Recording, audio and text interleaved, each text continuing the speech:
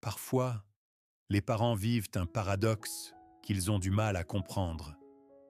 Ils offrent à leurs enfants des biens matériels toute leur vie. Une belle maison, de la bonne nourriture, une éducation sûre, peut-être même un soutien financier pour leur entrée dans la vie adulte. Pourtant, un jour, ils constatent que la proximité fait défaut. Le fils n'appelle plus, la fille évite les conversations. On ne voit plus que rarement les petits-enfants. Ce sentiment d'avoir tout donné et de n'avoir rien reçu en retour brûle comme une déception silencieuse. Pourquoi cela arrive-t-il alors que l'intention a toujours été l'amour? La réponse ne réside souvent pas dans le trop peu, mais dans le trop. Qui dirige trop, qui impose trop, ôte inconsciemment la liberté et la dignité. Dans de nombreuses familles européennes, des parents âgés racontent la même expérience. Ils voulaient aider, mais leur aide a été perçue comme du contrôle. Un exemple est une mère qui était convaincue de savoir ce qu'il y avait de mieux et s'est immiscée lorsque son fils a voulu se marier.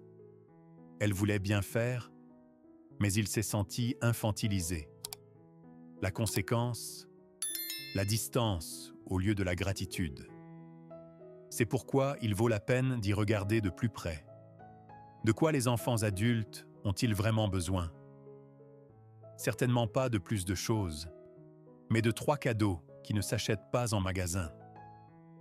Le premier est la confiance, l'attitude selon laquelle l'enfant a le droit de faire des erreurs et est néanmoins assez fort pour se relever. Le deuxième est la chance de porter des responsabilités, que ce soit par son propre travail, ses propres décisions, ou en faisant l'expérience des conséquences. Et le troisième est cet amour qui n'est pas lié à des conditions. Un amour qui dit « Tu es précieux, tel que tu es, pas parce que tu es parfait ». Ces 3 cadeaux forment le cœur de toute relation parent-enfant mature. Ceux qui les offrent donnent non seulement à l'enfant une base pour la vie, mais se soulagent aussi eux-mêmes. Il ne faut pas tout contrôler, ne pas résoudre chaque problème, ne pas enlever chaque pierre du chemin. Au lieu de cela, on peut se détendre, écouter, être là et laisser le rythme de la vie de l'enfant suivre son propre cours. Peut-être vous demandez-vous maintenant, n'est-il pas déjà trop tard? Si mon fils a 40 ans depuis longtemps, si ma fille a sa propre maison, la réponse est non. Il n'est jamais trop tard pour commencer un autre type de relation.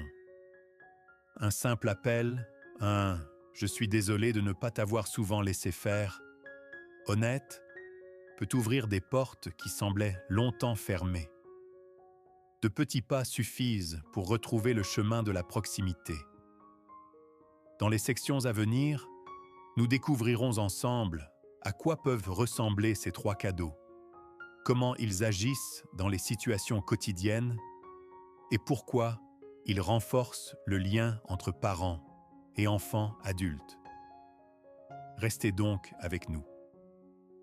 Car peut-être qu'aujourd'hui même, attend le moment où une vieille blessure commence à se refermer et où une nouvelle familiarité grandit. Pourquoi ce sujet est-il si crucial pour les parents en Europe? Parce que les structures sociales ont profondément changé. Autrefois, plusieurs générations vivaient sous le même toit. Grands-parents, parents et enfants partagèrent le même quotidien. Aujourd'hui, les jeunes quittent tôt le foyer pour étudier ou travailler. Dans de nombreux pays, ils quittent le domicile parental dès 18 ou 19 ans.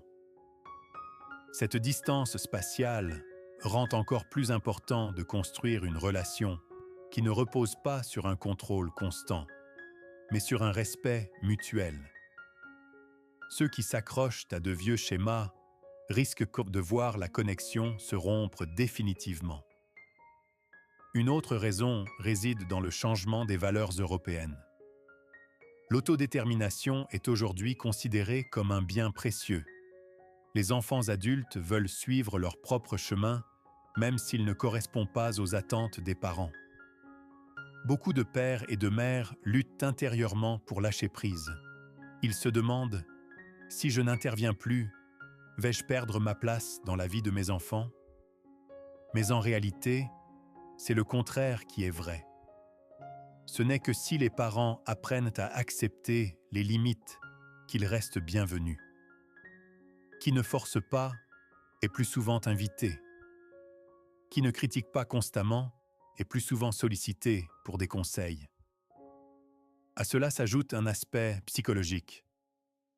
Partout en Europe, les spécialistes observent que les conflits entre parents et enfants adultes proviennent souvent des mêmes schémas. Trop d'ingérence, trop d'attentes non exprimées, pas assez d'écoute réelle. Les parents pensent créer de la proximité par des conseils, tandis que les enfants perçoivent ces mêmes conseils comme une ingérence. Un exemple simple, une mère appelle et demande si sa fille porte des vêtements chauds.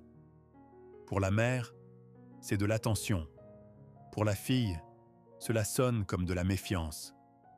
C'est pourquoi nous devons comprendre que la vraie proximité ne naît pas d'une présence permanente, mais d'un échange ciblé et respectueux.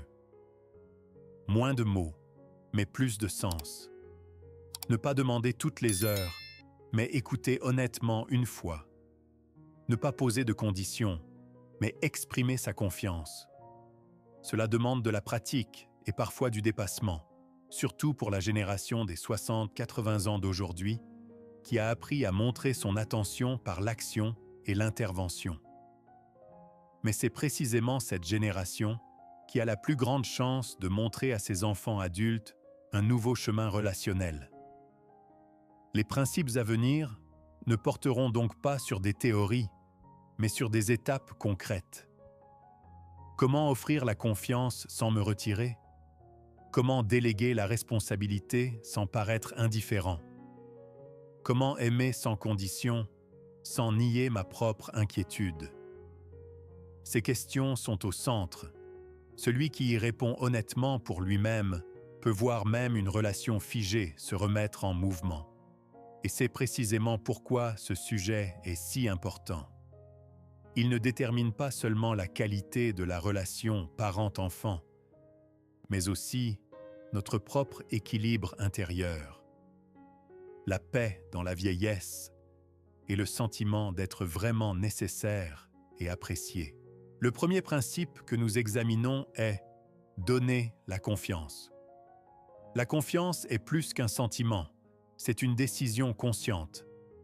Beaucoup de parents disent « j'aime mon enfant », mais si l'enfant prend une décision qui ne correspond pas à leurs propres idées, ils s'immiscent. Cela envoie un autre signal. Je ne te fais pas confiance pour construire ta propre vie. Les enfants adultes ressentent immédiatement cette contradiction, et c'est souvent la raison pour laquelle ils créent de la distance. Un exemple du quotidien. Un jeune homme en Allemagne décide de quitter son emploi sûr dans une banque pour ouvrir son propre café. Pour les parents, cela ressemble à une aventure risquée. Ils voient immédiatement les dangers. L'impulsion serait de le déconseiller, voire de faire pression. Mais la confiance signifie ici faire exactement le contraire. Respecter la décision et n'offrir un soutien que si désiré. Une phrase comme « Nous croyons que tu sais ce que tu fais et nous te soutenons si tu as besoin de nous » a plus d'impact que toute critique. Cette confiance a un double effet. D'une part, l'enfant se sent pris au sérieux et respecté. D'autre part, cela soulage les parents eux-mêmes.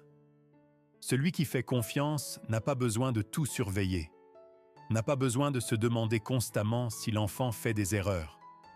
Les erreurs font partie de la vie et elles sont souvent les enseignants les plus efficaces. La confiance signifie permettre ces processus d'apprentissage. Une métaphore utile, imaginez la vie de votre enfant comme un navire. Vous ne pouvez pas prendre la barre sans miner la confiance du capitaine.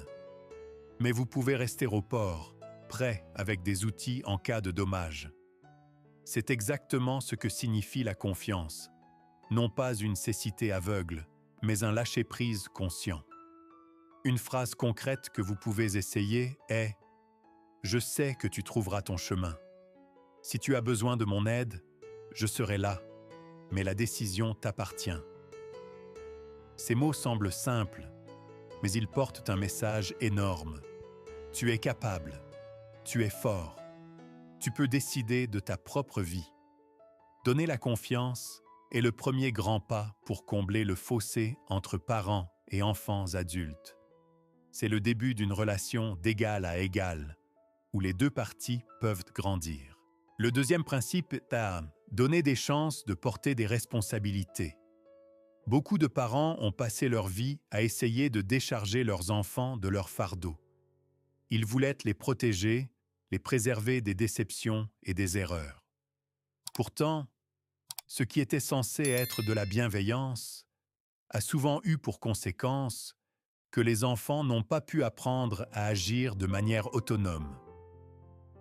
En Europe, on observe fréquemment ce conflit. Les enfants adultes peinent à organiser leur quotidien parce qu'on leur a confié trop peu de responsabilités lorsqu'ils étaient adolescents. Imaginons une situation. Une fille en France reçoit régulièrement de l'argent de ses parents, bien qu'elle travaille depuis longtemps. Au lieu de gérer son budget elle-même, elle compte sur maman et papa pour intervenir en cas d'urgence. Un jour, cela débouche sur une dispute parce que les parents ont le sentiment d'être exploités et la fille, à son tour, estime ne pas être prise au sérieux. Si on lui avait donné plus tôt l'occasion de s'exercer à la responsabilité par un petit job ou la gestion de son argent de poche, la situation serait bien différente. Des études menées par des instituts de recherche sociale européens montrent sans cesse que les jeunes adultes qui assument tôt leurs propres tâches, que ce soit par des jobs d'été, une aide au foyer ou la gestion autonome de petits budgets, sont plus résilients et plus heureux plus tard dans la vie. Il ne s'agit pas de dureté, mais du message. Je te fais confiance pour réussir quelque chose par toi-même. Une phrase qui peut être utile à cet égard est « C'est ta tâche, je suis convaincu que tu y arriveras ». Ce message indique clairement que l'on n'élimine pas toutes les difficultés, mais qu'on fait confiance aux enfants pour trouver leurs propres solutions. Donner des chances signifie laisser de la place aux erreurs. Cela signifie ne pas préserver les enfants de tous les défis, mais leur faire confiance pour qu'ils grandissent grâce à ces défis. Qui donne de la responsabilité à ces enfants adultes, leur montre du respect et renforce en même temps leur confiance en eux. Au final, ils le remercient parce qu'ils savent « Mes parents ne m'ont pas seulement aidé, ils m'ont pris au sérieux ». Le troisième principe est offrir un amour inconditionnel. Beaucoup de parents lient inconsciemment leur affection à des performances. Si tu as de bonnes notes, je suis fier. Si tu te comportes bien, je t'aime davantage. De tels messages marquent profondément, même s'ils ne sont jamais prononcés. Les enfants apprennent « Je ne suis valable que si j'accomplis quelque chose ». Cela engendre la peur de l'erreur, la pression avant chaque pas et une vie pleine d'incertitudes. Pourtant, le véritable amour est exactement le contraire. Il perdure, que la fille réussisse un examen ou non, que le fils obtienne une promotion ou non. L'amour inconditionnel dit « Tu es important pour moi », simplement parce que tu existes. Il est comme un phare qui n'envoie sa lumière pas seulement quand la mer est calme, mais aussi et surtout lors des nuits de tempête. Une petite image peut aider. Imaginez un père dont le fils manque le but décisif lors d'un match de football. Au lieu de pointer la défaite d'un air déçu, le père prend son fils dans ses bras et dit « J'ai vu à quel point tu t'es battu. Pour moi, tu es quand même formidable.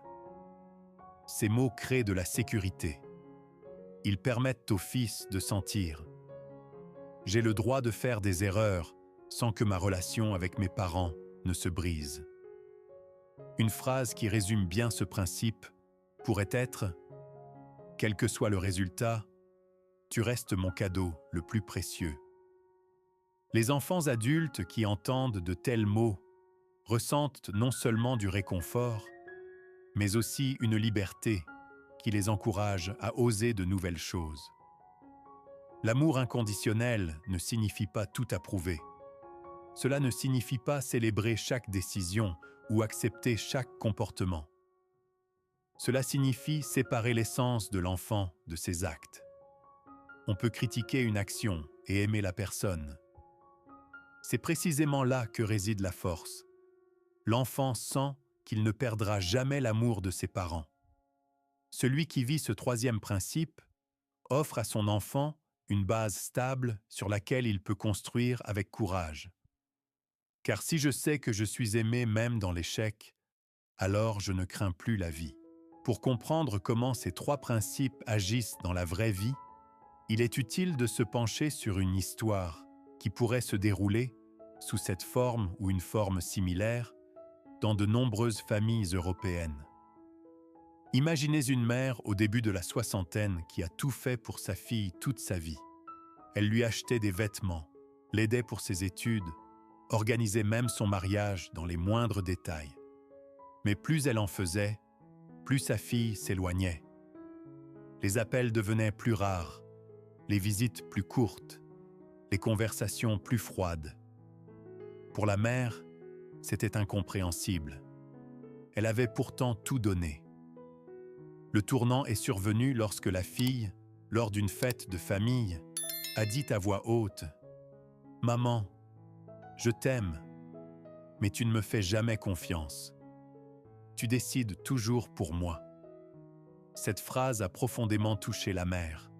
Elle a commencé à réfléchir à son comportement.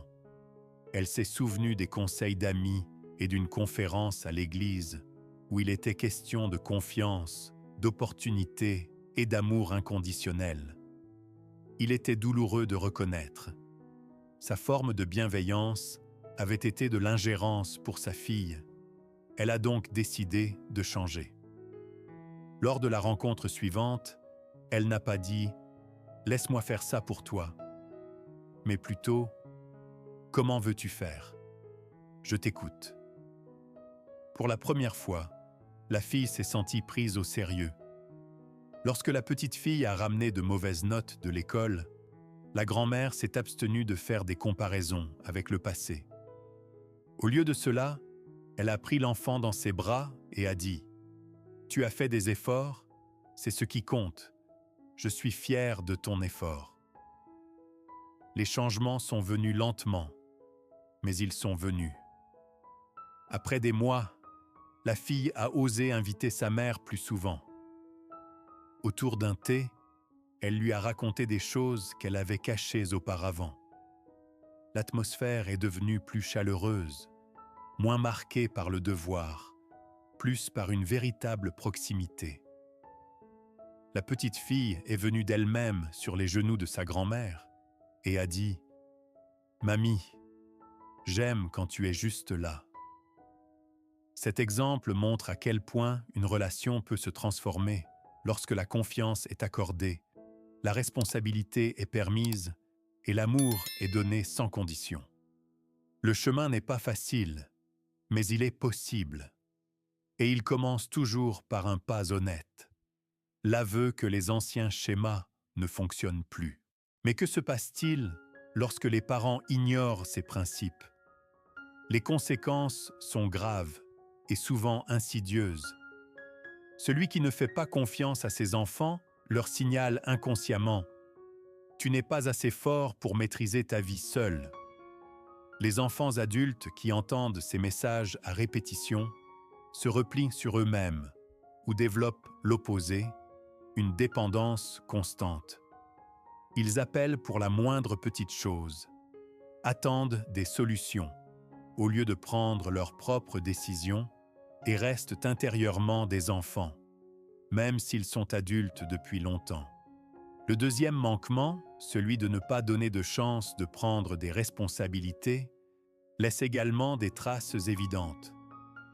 Les enfants à qui l'on ôte chaque fardeau n'apprennent pas à gérer les difficultés. Ils développent peu de persévérance, cherchent des échappatoires rapides ou imputent les problèmes aux autres. Le résultat est une autonomie fragile qui s'effondre souvent au quotidien. Dans certains cas, ces enfants se détournent même de leurs parents, car ils ont le sentiment de n'avoir jamais été autonomes. Plus destructeur encore est l'absence d'amour inconditionnel. Lorsque les enfants sentent que l'affection est liée à la performance, une pression invisible se crée. Ils commencent à craindre les erreurs comme une sentence de mort. Chaque défaite devient une menace, car ils croient perdre ainsi l'amour de leurs parents. Les psychologues en Europe décrivent ce mécanisme comme un piège de la performance. Des adultes qui, malgré leur succès extérieur, s'effondrent intérieurement parce qu'ils ont appris que leur valeur dépend exclusivement des résultats. Les trois erreurs, manque de confiance, manque de responsabilité, manque d'amour, mènent finalement au même but, la distance. Soit l'enfant s'éloigne pour se protéger, soit il reste, mais seulement dans un rôle de dépendance. Les deux privent parents et enfants de la chance d'une relation pleine de chaleur et de respect. C'est pourquoi il est si important non seulement de reconnaître ce qui ne va pas, mais aussi d'être prêt à explorer de nouvelles voies. Qui continue comme avant ne doit pas s'attendre à ce que quelque chose change. Les relations pardonnent beaucoup, mais elles se brisent à force de répéter les mêmes erreurs. Mais comment mettre en œuvre concrètement de nouvelles voies? Les grands mots seuls ne suffisent pas. Ce sont les petits pas qui peuvent être commencés immédiatement, qui sont décisifs. Un premier pas est attendre 3 secondes avant de répondre. Quand l'enfant raconte quelque chose, l'impulsion de donner des conseils ou d'exprimer une critique vient rapidement. Mais celui qui fait une pause de 3 secondes gagne du temps pour choisir consciemment. Est-ce que je réponds avec confiance, avec encouragement ou avec inconditionnalité? Cette courte pause change le ton et donc l'effet. Un deuxième pas, faire un compliment sincère chaque jour. Il ne s'agit pas de grandes réussites, mais de petites choses. Merci d'avoir appelé. C'est bien que tu aies souri aujourd'hui. De telles phrases simples ont plus d'impact qu'on ne le pense. Elles montrent à l'enfant « Je te vois, je t'apprécie, je me réjouis de toi ». Le troisième pas consiste à respecter consciemment au moins une fois par semaine une décision de l'enfant, même si on l'aurait prise différemment soi-même. Cela pourrait signifier accepter le choix du lieu de résidence, même s'il est éloigné. Ou ne pas critiquer si les petits-enfants grandissent avec une autre méthode d'éducation. Au lieu de cela, on pourrait dire « Je suis convaincu que vous trouverez votre chemin ». Le quatrième pas, admettre ses erreurs. En tant que parent, dire « Je suis désolé d'avoir réagi si durement à l'époque » montre de la grandeur et de l'humilité. Les enfants plus âgés, en particulier, sentent quand les excuses sont sincères. Cette ouverture brise les murs et ouvre des espaces pour une nouvelle proximité. Et enfin, le cinquième pas. Dire consciemment une fois par semaine « Je t'aime tel que tu es ». Même si cela semble inhabituel au début, avec le temps, cela deviendra une évidence. Pour les enfants adultes qui ont longtemps cru n'être aimés que pour leur performance, ces mots sont comme de l'eau pour une plante assoiffée. Toutes ces actions sont réalisables en 24 à 72 heures. Elles n'exigent pas de grands investissements, mais seulement le courage de rompre avec les vieux schémas. Le changement commence petit, mais il a le pouvoir de tout renouveler. Si nous résumons les nombreux exemples et réflexions des dernières sections, il reste 3 points clairs, faciles à retenir. Premièrement, faire confiance. Cela signifie ne plus contrôler les enfants adultes, mais leur faire confiance pour qu'ils trouvent leur chemin. Celui qui montre de la confiance signale du respect et donne à l'enfant la force de prendre ses propres décisions. Deuxièmement, laisser la responsabilité. Ce n'est que lorsque les enfants sont autorisés à résoudre eux-mêmes leurs tâches qu'ils développent la force intérieure dont ils ont besoin pour la vie. Celui qui élimine chaque difficulté leur ôte la chance de faire leurs preuves. Troisièmement, vivre l'amour inconditionnel. Cet amour n'est pas lié aux examens, aux carrières, au succès. Il dit « Tu es précieux, simplement parce que tu es mon enfant ». Ces 3 principes sont plus que des conseils, ils sont un fondement. Celui qui les suit construit une relation qui ne sera pas usée par le quotidien. La confiance, la responsabilité et l'amour agissent comme 3 piliers sur lesquels enfants et parents peuvent se reposer. Ils rendent la relation stable, même lorsque la vie devient houleuse. Peut-être vous souvenez-vous maintenant d'une situation où les choses se sont passées différemment, d'une conversation qui a fini en dispute, d'une décision que vous avez prise pour votre enfant alors qu'elle aurait dû être la sienne. De tels souvenirs peuvent faire mal, mais ils sont aussi un point de départ. Car celui qui reconnaît ce qui a manqué peut maintenant l'ajouter consciemment. Il n'est jamais trop tard pour recommencer. Il n'est jamais trop tard pour remodeler la relation avec ses propres enfants. Même si des erreurs ont été commises, même si des paroles regrettables ont été prononcées, la possibilité de recommencer existe. Confiance, responsabilité et amour. Ces 3 cadeaux sont intemporels. Ils n'ont pas besoin d'un moment parfait pour être exprimés, mais seulement du courage de faire le premier pas. Un simple « je suis désolé » ou un honnête « je crois en toi » peut ouvrir des portes longtemps fermées. C'est précisément dans cette phase de la vie où de nombreux parents vieillissent que ce changement prend une signification particulière. Il ne s'agit plus de contrôle, mais de paix. De ce sentiment de remplir les dernières années, non pas de reproches, mais de proximité. Celui qui commence maintenant à montrer de la confiance, celui qui commence maintenant à aimer inconditionnellement, verra que les enfants adultes s'ouvrent à leur tour et renvoient de la chaleur. Imaginez ce que ce serait si votre fils appelait, sans qu'il y ait de problème, juste pour entendre votre voix. Ou si votre fille, lors d'une visite, disait « Merci de me faire confiance ». De tels moments ne sont pas des rêves, mais les fruits réels de petits changements. C'est pourquoi nous vous invitons. Essayez-le dès aujourd'hui. Faites le premier pas, appelez votre enfant, félicitez une petite chose, attendez 3 secondes avant de réagir. Accumulez ces petites actions et vous verrez comment elles se tisseront pour former une nouvelle relation. Si vous avez trouvé ces réflexions utiles, partagez la vidéo avec d'autres parents de votre entourage. Écrivez dans les commentaires votre propre expérience avec la confiance, la responsabilité ou l'amour.